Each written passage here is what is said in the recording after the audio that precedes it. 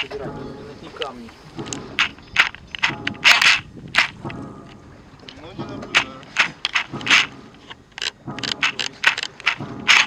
Есть уже, просто надо их... Нет, что, давай подваливай. Не-не-не, пока нормально. Вроде по карте все 8,7 пока показывает. Там если что-то поменяется, будет валивать.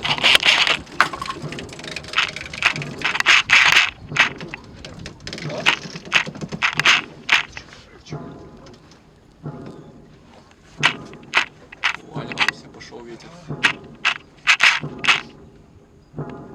Делаем топтыгу делаем.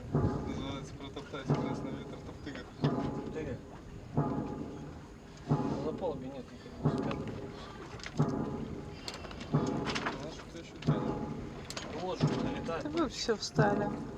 Нужно еще подваливать, потому что ветер есть, ну, потому что мы сильно, ну,